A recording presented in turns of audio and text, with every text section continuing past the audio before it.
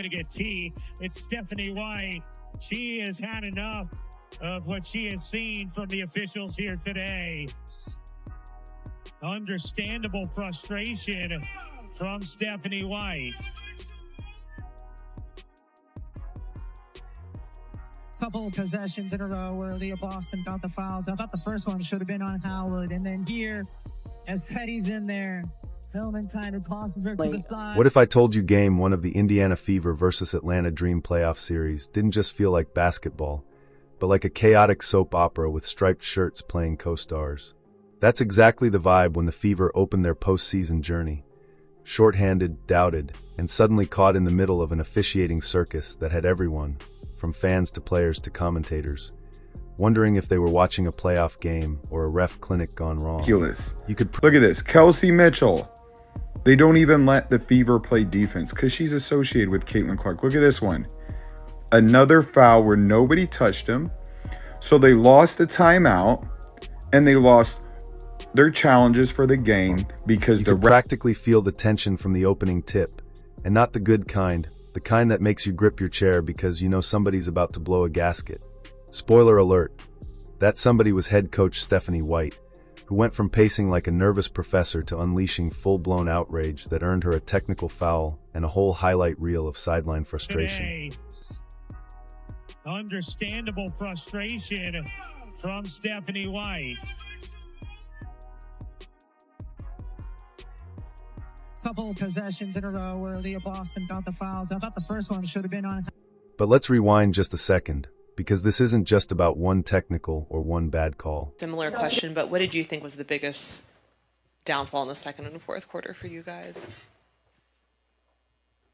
The fouls. This is about the Fever, a team that's had every reason to collapse this season, walking into enemy territory and saying, "Nope, we're not just happy to be here." For context, this is Indiana's first winning record in a decade. Think about that. 10 long years of being the league's punching bag, and finally, under the bright lights of the playoffs, they looked ready to flip the script. Except, and here's where the laugh track comes in, the whistle kept blowing, momentum kept slipping, and by the end of the night, people weren't talking about the Fever's resilience or Kelsey Mitchell's buckets. They were talking about the refs. Again, Ryan Howard just falls down, but it's a foul. Like, this is ridiculous.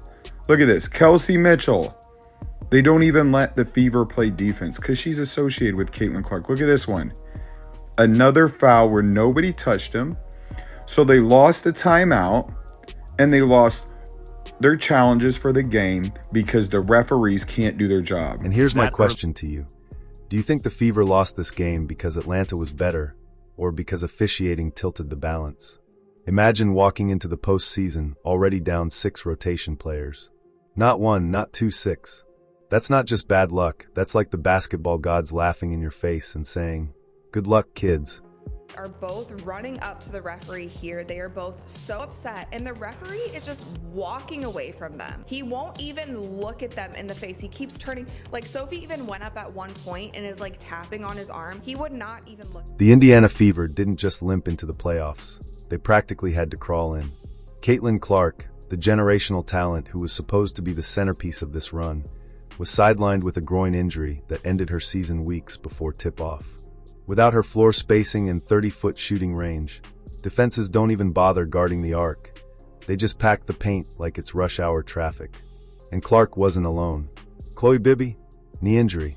Sophie Cunningham, knee injury. Sydney Colson, another knee issue.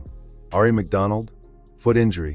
Damaris Dantas, concussion protocol slapped on her the day before the game. That's 6 players gone, all in one swoop. All key rotation pieces who were supposed to be in uniform.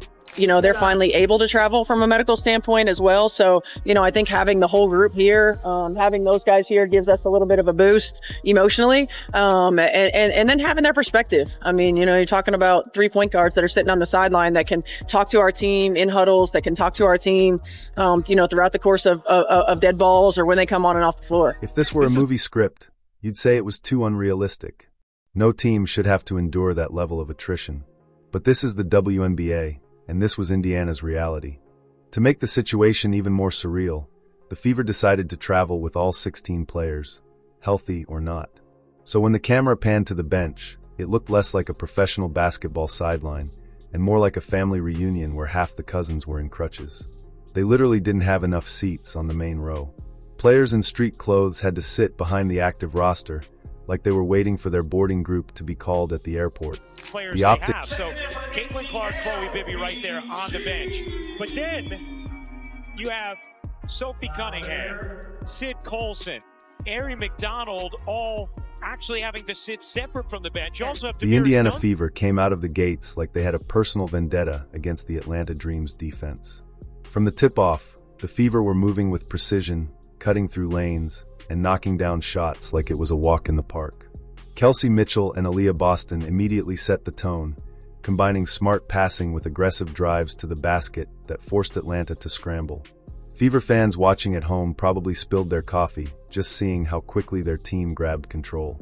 One of the most impressive things about this start wasn't just the scoring, it was the energy and communication on the floor.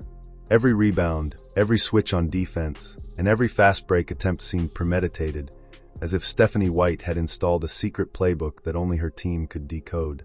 The Fever's offense was fluid. They weren't just chucking shots, they were creating opportunities, exploiting mismatches, and pulling Atlanta out of rhythm. Meanwhile, the Dream seemed caught off guard, unable to find their usual footing. Atlanta's had a few of those last few possessions. Mitchell, catch, fire, and hit from three. What a start. Rebound hits the floor. Hull keeps it alive for Indiana. Mitchell using the screen, dancing around Griner, and able to squeeze it in off window. And here's where the tide turned. Intense on-court action and significant officiating controversies. Early in the first quarter, a questionable foul call on Fever guard Lexi Hull, who appeared to have cleanly contested a shot by Dream star Ryan Howard, ignited tensions. Head coach Stephanie White immediately challenged the call, a rare move this early in a game, to protect Hull from potential foul trouble. Despite the challenge, the call stood, and White received a technical foul for her protests. This incident set the tone for a game where both teams felt the impact of the officiating. The referees took it over. Look at this. Everybody saw this. Lexi Hull didn't touch her, but they had to waste their first challenge on this play. Here we go. Look at this. She gets elbowed in the face, and they call a foul on Brianna Turner. And then Lexi Hull turns around to go back on defense, but she gets charged for a foul, and they wanted to upgrade it, reviewed it. By the end of the first quarter, Indiana wasn't just ahead on the scoreboard. They were setting the psychological tone. The Dream had to rethink, regroup, and hope that their adjustments could stem the Fever tide. The energy from this early stretch showed that if Indiana keeps this intensity, they get some opportunities. I think it stopped the flow of the game. It didn't allow us to get up and down in transition. The rest of game one might feel like a clinic in basketball execution. As the second quarter unfolded, the Atlanta Dream adjusted their strategy, tightening their defense and exploiting the Fever's vulnerabilities.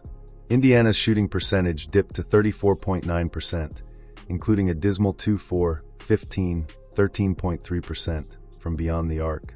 This shooting slump, coupled with 15 turnovers, allowed Atlanta to capitalize and take control of the game.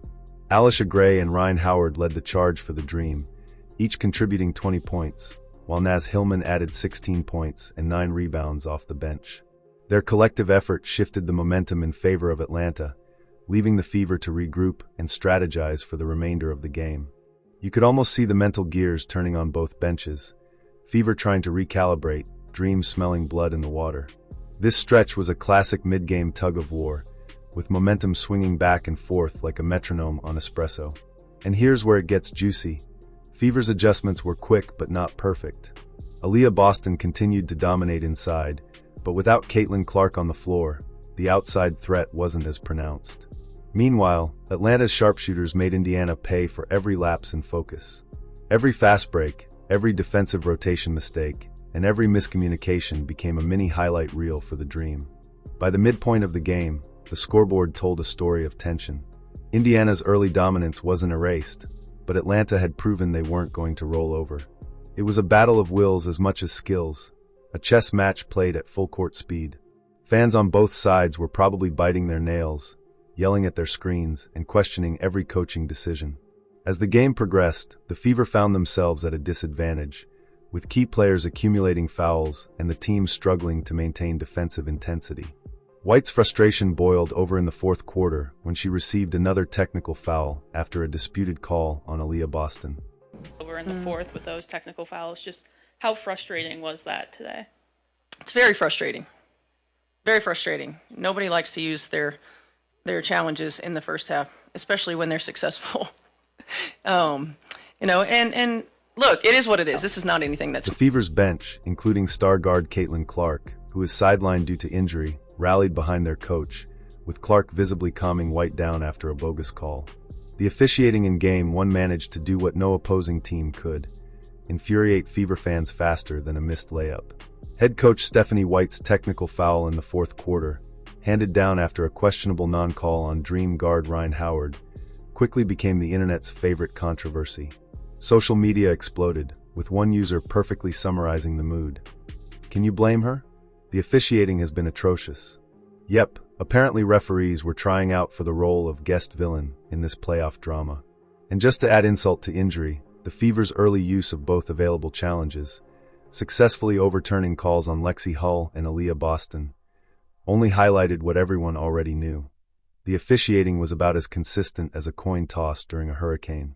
You could practically hear the collective eye roll from Fever fans with every whistle. With the series now 1-0 in favor of the Atlanta Dream, the Indiana Fever have some serious soul-searching to do, both on the court and in their post-game therapy sessions about the officiating. Game 1 wasn't exactly a confidence booster. Missed shots, turnovers, and whistles that seemed to come from an alternate universe left Fever fans questioning whether they were watching a basketball game or a live-action plot twist. For Game 2, the Fever will need to shake off the ghosts of bad calls, missed opportunities, and anyone still blaming the refs for literally everything. They'll need sharper offensive execution, tighter defense, and perhaps a small prayer that the officials remember which team is which this time around. Meanwhile, the Dream, riding high on their first game triumph, will be looking to maintain their momentum, exploiting every Fever mistake like a cat smugly knocking over a glass of water. This matchup promises fireworks, drama, and maybe a few more controversial whistles to keep social media buzzing. Every possession matters in this best-of-3 series, and one misstep could mean the Fever go from playoff contenders to what if commentators faster than you can say technical foul. Fans, buckle up. Game 2 isn't just a game. It's a high-stakes battle for bragging rights, redemption, and perhaps a little referee-induced therapy for Indiana's coaching staff. So here we are, Game 1 in the books, a roller coaster of missed shots, questionable whistles, and enough drama to make a soap opera blush. The Indiana Fever showed flashes of brilliance, sure, but they also reminded us that even the best teams can look like they forgot how to shoot when the scoreboard isn't smiling. Meanwhile, the Atlanta Dream strutted off the court like they'd just won the championship, even though technically it was just the first game. Fans are already losing it online, some blaming the refs, some blaming the coach, and some just blaming the universe for not handing Caitlin Clark a magic wand. And let's be honest, with the way the officiating went down, even the people running the scoreboard were probably like, wait, who's winning again? Looking ahead to Game 2, it's anyone's guess. Will the Fever finally shake off their jitters and show up with the precision of a laser-guided missile? Or will the Dream keep making it look like Indiana showed up to a costume party instead of a playoff game? Either way, grab your snacks, settle into your favorite chair, and prepare for more drama, clutch shots, and probably at least one more eyebrow-raising referee decision. Because if Game 1 taught us anything, it's that in this series, anything can and probably will happen. Just know, Game 2 in Indianapolis won't be just a game. It's the playoff moment the Fever have been dreaming about since 2016. Or maybe the refs have been dreaming about it. Either way, one buzzer beater, one bad call, or one miracle shot could turn this series upside down.